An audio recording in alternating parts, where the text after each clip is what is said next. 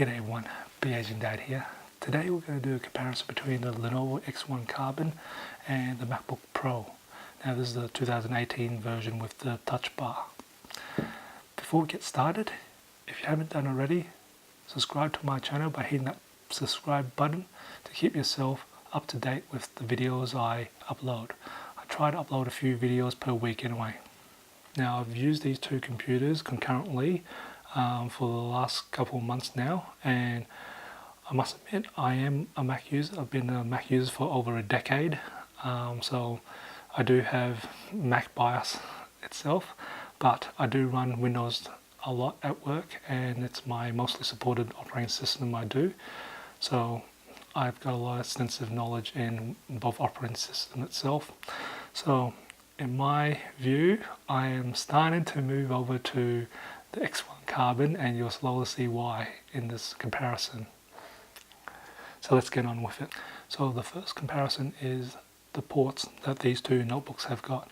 So the MacBook Pro has got 4 Thunderbolt 3 ports and a headphone jack, whereas the Lenovo X1 Carbon has got 2 Thunderbolt 3 ports, 2 normal size USB 3 ports, HDMI, and headphone jack, and no block as well, and also you can put an eSIM in there too as well too. So overall, the Lenovo has a lot more ports than the MacBook Pro. The MacBook Pro, you're pretty much working off dongles all the way through in a way, which is a pain.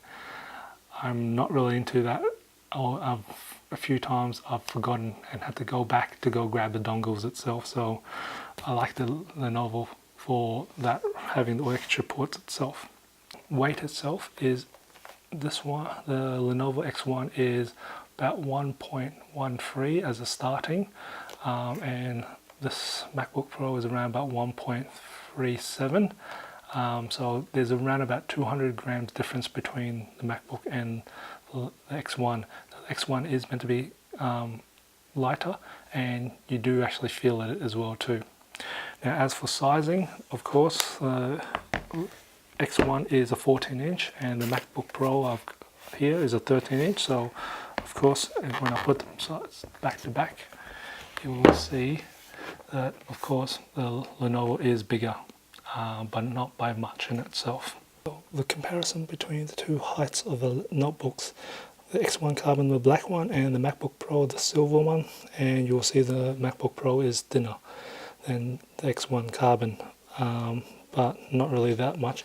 So currently I've got them back to back. If I flip them around to its thinnest side, you'll see that the MacBook Pro is still thinner, but the X1 Carbon is not that far much behind. Now I would still personally prefer the X1 Carbon because I've got full size ports and I don't have to carry dongles itself, so it's a compromise of the thinness. I don't mind.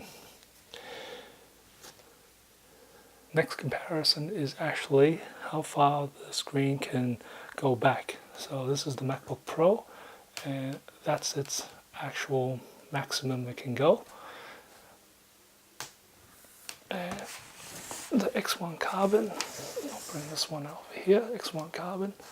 So as far as it can go is, there you go, it actually goes 180 degrees.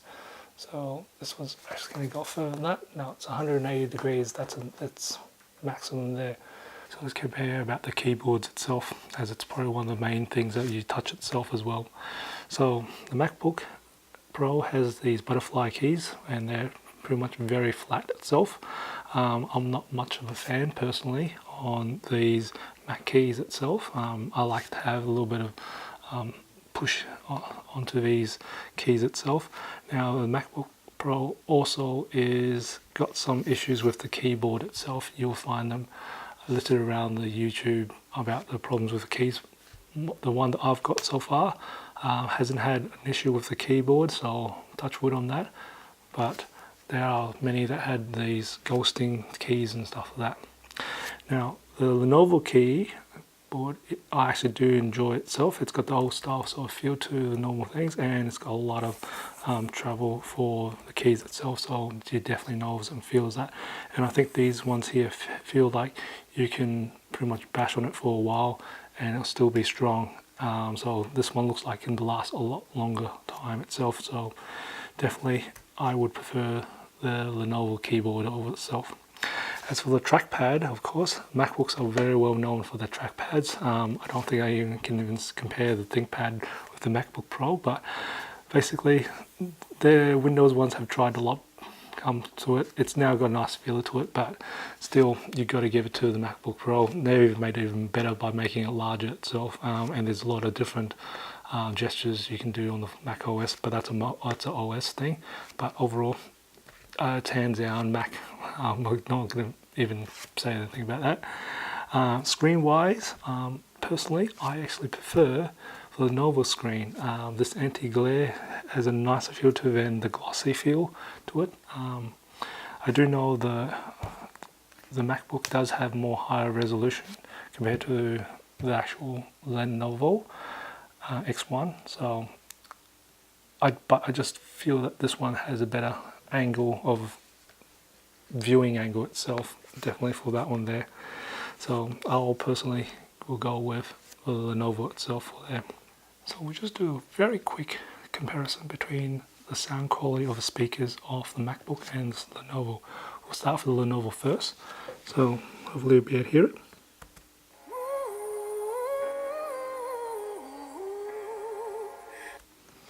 And then we'll just do the MacBook.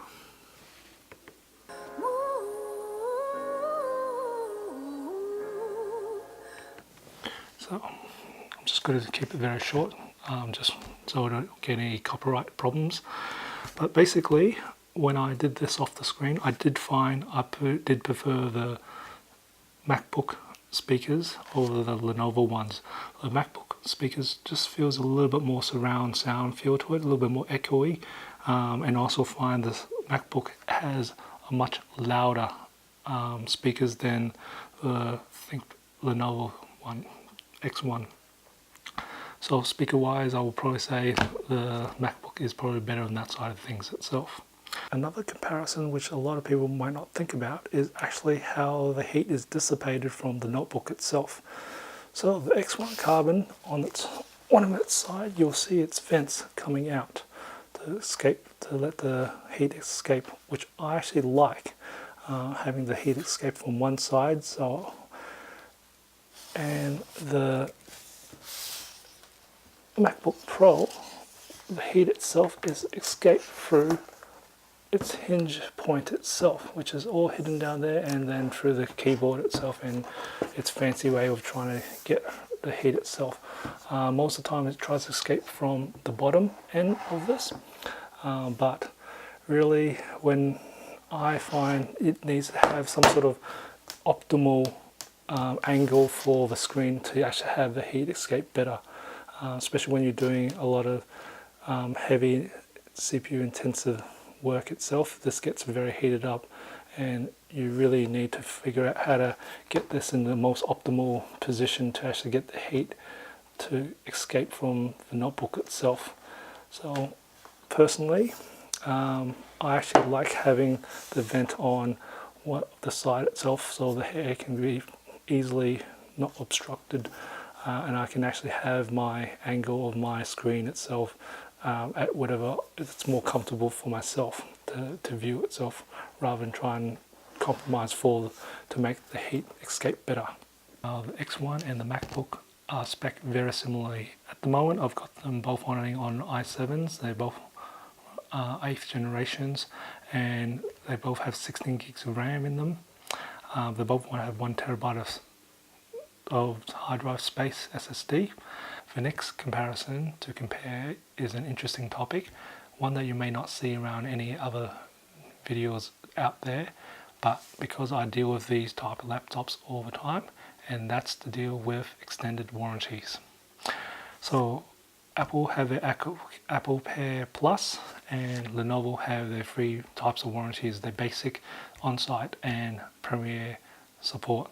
Now the difference between on-site and Premier support is the next business day promise of parts. Now, the Apple Care Plus for the MacBook Pro will give you 3 years in total warranty for the MacBook Pro. In Australia, we have consumer law which gives you 2, so really it's only an extended 1, and it is $329 for that Apple Care Plus. Now that also doesn't really, it's got a very interesting terms and condition. Even if you do a claim on Apple Care Plus, they may charge you $149 for a damaged screen or some sort of screen replacement, and $429 for any other parts itself. So it's a bit of an interesting one there, how that works. So basically you're paying $329 for the warranty, for an extra year warranty for it, yet you still have to pay, you may still have to pay extra on top to get things replaced. So it's a very interesting one itself, and that's no on-site, so you have to bring it back to Apple or a third party, authorized third party itself. So that's very, very inconvenient. Now, unlike the Lenovo X1, the price for 3 years is $380 for the Premier one. Now for just on-site it's $270, but I personally suggest go with Premier, less hassles, get it done quick, it's much less painful.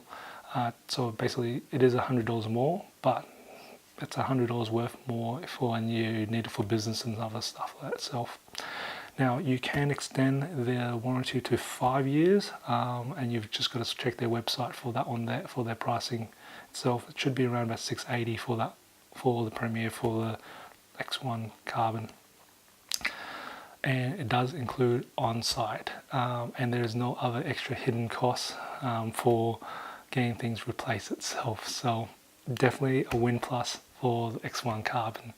I'm not a fan of not having no on-site warranties at all. Having to go back to the store is a waste of time, a waste of petrol itself. So definitely just get on-site warranties for these things, so you don't have to worry about getting things going, and you can do other stuff while you get things done. And also Apple takes a long time to get things fixed. I would normally give it to them, they'll send it away or do their stuff. They want to fix it in store sometimes, so it's quite a bit of a pain itself. Is the X1 Carbon a good replacement for the MacBook Pro? You have to be the judge for that, but you just got to also be mindful that X1 Carbon runs on Windows 10 and the MacBook Pro runs on Mac OS X. For me, I run on both, so I can actually switch between the two, but I do like the X1 Carbon a little bit more for extra features and for the extra ports that I don't have to hang dongles around itself.